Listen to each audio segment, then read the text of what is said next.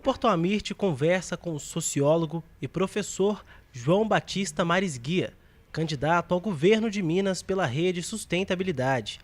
Ele contou um pouco sobre a sua trajetória profissional e política. Eu sou sociólogo de formação, fui professor de sociologia na UFMG, fui secretário municipal de educação em Contagem durante 4 anos, 89 e 92, mais 2 anos como secretário do Planejamento e Desenvolvimento Urbano. A minha escola de formação em governo é municipal. Na sequência, em função do grande êxito que obtivemos na educação em Contagem, que foi distinguida nacionalmente como um modelo de educação de qualidade, eu fui indicado pelos bispos de Minas Gerais e pelo Colegiado Estadual de Diretores ao então governador Eduardo Azeredo, que convidou-me para ser primeiro o secretário adjunto e pouco depois o secretário de Estado de Educação de Minas Gerais. Na ocasião, a educação em Minas aparecia em 5º lugar no ranking nacional de qualidade do ensino. Na minha gestão, nós elevamos a posição de Minas ao 1º lugar nacional, com formação continuada ao longo de 2 anos de todos os professores estaduais e parte dos municipais, pedagogos e diretores. Terminado o governo, meus 4 anos de governo, tomei uma decisão. Eu queria voltar ao estudo, à pesquisa, à docência, mas comecei a ser convidado no Brasil e fora do Brasil para prestar consultorias em educação, sempre na área da educação básica e na área da educação pública.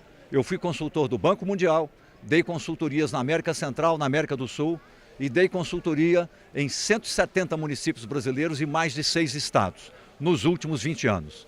Eu me encontrava há 20 anos completamente afastado de governos, de política e de partidos. Foi quando a Marina Silva, candidata a presidente da República, convidou-me para dar uma conferência sobre a crise brasileira, em novembro do ano passado. Da conferência surgiu, assim, de repente, o convite para ser candidato a governador de Minas. Eu tinha uma simpatia pelo programa da Rede. Refleti, ouvi minha esposa, meus filhos, minhas filhas, meus amigos. Fui muito encorajado e também tomei a decisão por consciência. Eu tive oportunidades na vida, estudei muito, aprendi muito, conheci boa parte do mundo, tive muitas oportunidades que a maioria das pessoas não tiveram, pelo esforço, pelo estudo. Aprendi a governar, sei liderar, fui líder estudantil universitário na luta contra a ditadura durante 20 anos, na luta contra a ditadura, organizei movimentos de sociedade civil, tenho facilidade e coragem para tomar decisões. Entrei nesta luta porque é meu país, é meu estado e Minas está vivendo uma verdadeira tempestade de calamidades.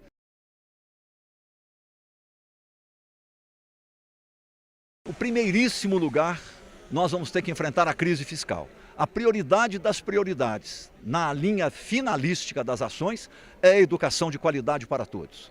Minas acaba de receber os resultados das avaliações nacionais do Índice do Desenvolvimento da Educação Básica, IDEB. Nós retrocedemos, já estávamos péssimos no ensino médio, com IDEB de 3,7, numa escala de 0 a 10, o que significa que 65% dos alunos concluintes do ensino médio o concluem com uma defasagem de conhecimentos em matemática e língua portuguesa de 5 anos de escolaridade, portanto, como se fossem analfabetos funcionais escolarizados. No entanto, esse resultado piorou. Nós retrocedemos 6 pontos em matemática e 2 pontos em língua portuguesa. Estamos muito mal. Governo Anastasia, governo Pimentel. A mesma coisa nos anos finais do ensino fundamental. Apenas melhoramos um pouco nos anos iniciais do 1º ao 5º, porque mais da metade das matrículas dos anos iniciais encontram-se nas escolas municipais, nas redes municipais. Portanto, é mérito compartilhado dos municípios e do Estado no que respeita aos anos iniciais. Mas o principal do Estado, que são os anos finais do ensino médio, um fracasso retumbante. Então, a minha primeira prioridade é a educação. O que eu pretendo fazer? Acabar com a aprovação automática. Voltar com a nota e o boletim a cada 2 meses e os pais vão saber as notas, o boletim eletrônico no celular, na mão. 2, todos os professores, pedagogos e diretores em processo de formação continuada em serviço, que a jornada do trabalho contempla 1/3 remunerado fora da sala de aula para estudo, formação, planejamento e assim será em todo o estado. Portanto, isso eleva a qualidade e é uma forma de valorização.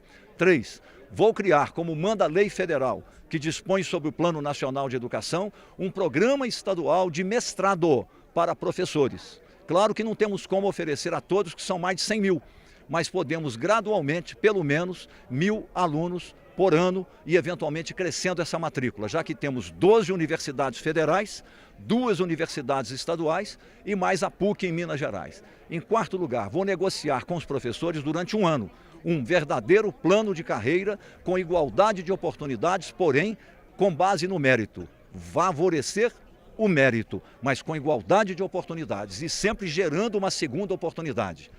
E vamos implantar a Base Nacional Comum Curricular e, em simultaneidade a ela, com prioridade para as áreas sociais de maior vulnerabilidade e desigualdade, focada nos jovens, área metropolitana e as grandes cidades de Minas, a escola em tempo integral, com um currículo diversificado, com artes, esportes, tecnologias digitais, empreendedorismo e aprendizado de plano de negócios para encaminhamento para o emprego.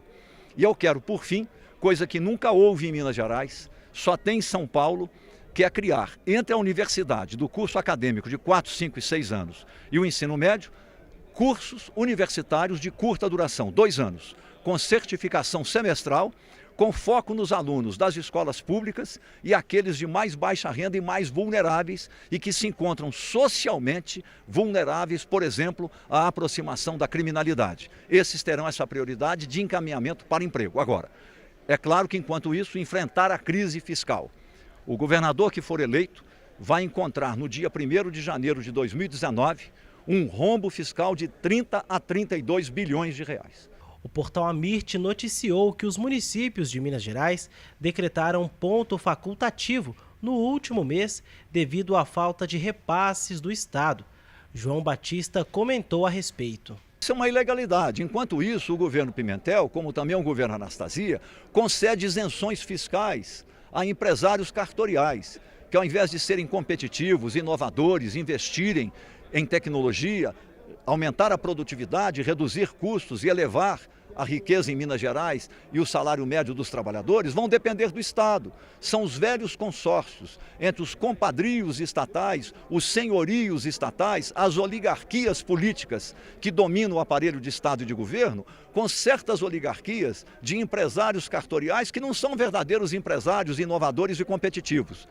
E por isso falta dinheiro também, e mais os privilégios aos quais eu me referia. Agora, fundamentalmente, a crise foi gerada por Anastasia, que deixou um rombo fiscal de 9 bilhões de reais, só que Pimentel, a única coisa que fala é reclamar da herança. Ora, se ele foi eleito governador, ele foi eleito para governar e resolver o problema. E o que ele fez? Nada. O rombo multiplicou por mais de 3. De 9 bilhões passou para 32 bilhões de reais. Mas enquanto isso ele não abre mão de pagar os privilégios em dia. Enquanto isso ele não faz reforma tributária em Minas Gerais. Enquanto isso ele não faz reforma previdenciária para acabar com os privilégios no setor público em Minas Gerais. Enquanto os governos do próprio PT no Piauí e no Ceará dão exemplos e fazem o teto fiscal, nenhum reajuste acima da inflação. Salários mais altos, congelados durante 2 anos. Auditoria da Folha, para evitar excessos na Folha e entender os gastos equivocados e cortá-los. Reforma patrimonial, que daria a Minas uma receita de no mínimo 2 bilhões de reais. O excesso de imóveis que o Estado tem, ele não é imobiliária. Para quê? Então isso teria que ser eliminado. E mais enfrentar e eliminar os privilégios. Nada disso é feito. Temos solução, mas os 2 primeiros anos serão 2 anos de suor e lágrimas. E quem disser o contrário está cometendo auto-engano e cometendo a injustiça das injustiças com os cidadãos, conduzindo-os ao engano. É isso que nós temos que fazer, o ajuste fiscal, em simultaneidade retomar o crescimento econômico. Para isso eu quero criar uma carteira de crédito, microcrédito, para grupos de 3, 4, 5 pessoas pobres de baixa escolaridade, para começarem com ajuda, por exemplo, tipo minicursos, o seu pequeno e primeiro negócio ali onde eles vivem.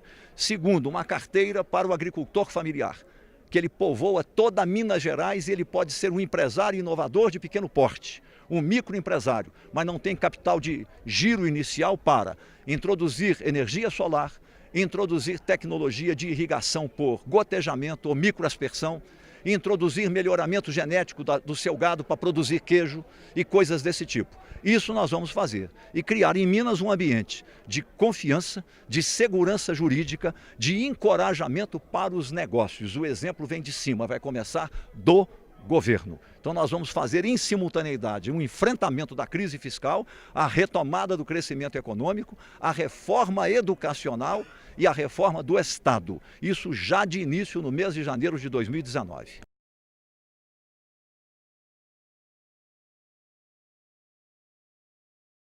Nós vivemos um tempo sombrio de crise, mas toda crise tem dupla característica e contraditória característica.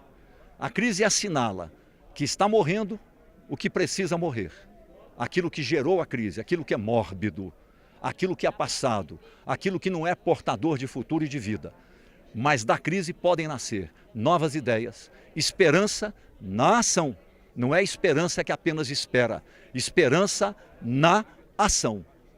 Um sentido e um desejo de mudança com justiça e com realismo. O que nós queremos é eliminar a pobreza. Não vamos eliminar a desigualdade social, mas podemos praticar igualdade de oportunidades na plenitude. Mais democracia com mais republicanismo. Corrupção, zero. Privilégios, zero.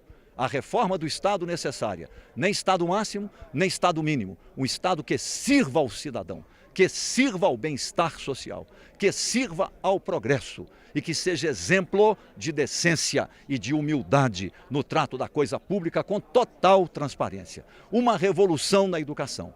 Eu venho como uma voz de esperança na ação. Eu venho com coragem para mudar, porque nenhum, nem outro, nem Anastaécio e nem Pimentécio. Chega! Minas Gerais não suporta mais crise atrás de crise, atrás de crise e o atraso cultural dessas elites políticas que são a vanguarda do atraso em Minas Gerais. Foram elas que geraram essa crise. Claro que não são elas que estão capacitadas para enfrentar e superar a crise. Nós precisamos muito mais do que gestores. Porque gestores eu tenho dezenas ao meu redor me ajudando a pensar Minas Gerais, elaborar o plano de governo. Nós precisamos de liderança com visão portadora de futuro, que saiba agregar, acabar com essa história de nós contra eles, unir Minas Gerais no sentido correto da correção, da justiça, do crescimento, do desenvolvimento e crise nunca mais. Por isso que aos 70 anos eu sou uma novidade, de cabelo branco e de barba branca, mas uma novidade, que eu não tenho compromisso com essas elites não. Eu guardo no meu coração a paixão do Vale Verde da minha juventude, dos meus anos gloriosos de luta contra a ditadura militar. Mudei muito, com alguma sabedoria ao longo da vida, mas aquela paixão eu trago no coração, com um pouco de sabedoria, esperança na ação e coragem para mudar. Meu número é 18, governador de Minas Gerais.